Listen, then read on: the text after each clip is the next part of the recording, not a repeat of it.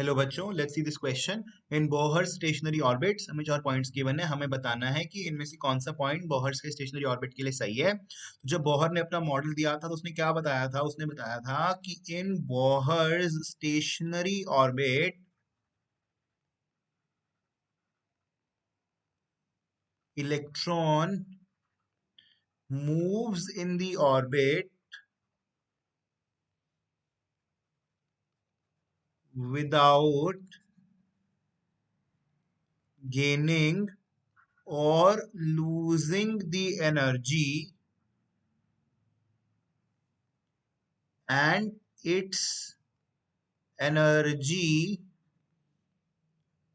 remains constant because जो आपका electron होता है ना, वो कोई भी radiation emit energy absorb emit नहीं करता उसके अंदर, और एनर्जी कांस्टेंट रहता है।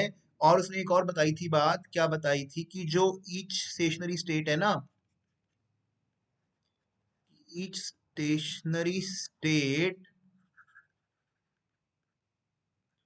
Is associated with a definite amount of energy।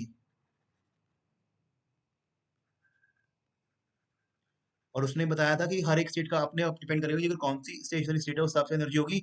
E is equal to E naught Z square by n square, ये भी उसने बताया था बोहर ने। और उसने बताया था सिंस इलेक्ट्रॉन एक सर्कुलर पाथ में मूव करेगा आपके न्यूक्लियस के अराउंड शेल्स में, तो ऑफ कोर्स एंगुलर मोमेंटम कुछ होगा। तो वो angular momentum M V R का उसने फॉर्मूला बताया था, that was equal to N H by two pi. ठीक है। और सिंस वो अगर फर्स्ट एक्साइटेड स्टेट में हो या फर्स्ट शेल में हो तो एच अपॉन टू पाई उसका होगा, फिर आगे उसका two H by two pi हो जाएगा। तो ऐसे चलेगा अभी। ठीक है बच्चों, so let's see the option now.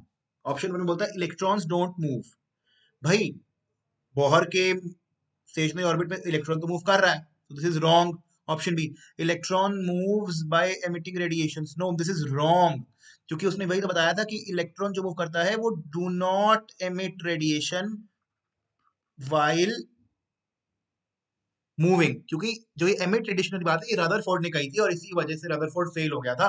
क्योंकि अगर आपका इलेक्ट्रॉन मूव करते वक्त रेडिएशन रेडिएशन मतलब आपका रेडिएशन एमिट करता, तो उसका फिर रेडियस कम होता जाता और वो न्यूक्लियस में ही गिर जाता। तो ये बात गलत थी ना, इसलिए बिल्कुल बिल्कुल बात गलत थी। Option C, energy of the electron remains constant in orbit, बिल्कुल सही बात है। इलेक्ट्रॉन की एनर्जी एसोसिएटेड एक डेफिनेट रहेगी और वो कांस्टेंट रहेगी। और कितनी होगी? वो उस ऑर्बिट के हिसाब से होगी, शेल नंबर के हिसाब से होगी, E naught Z square by N square के हिसाब से होगी, बिल्कुल कांस्टेंट रहेगी। बिल्कुल बात सही है।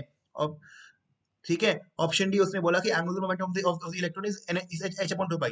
H upon two pi fix थोड़ी है बच्चों, गो गलत। Depending upon the stationary state, अगर फर्स्ट स्टेशनरी स्टेट है तो एच बाई टू पाई होगा, सेकंड में two H by two pi होगा, नेक्स्ट में three three H by two pi होगा। फिक्स थोड़ी है, तो this is wrong. Okay, so option C is correct. Okay, thank you.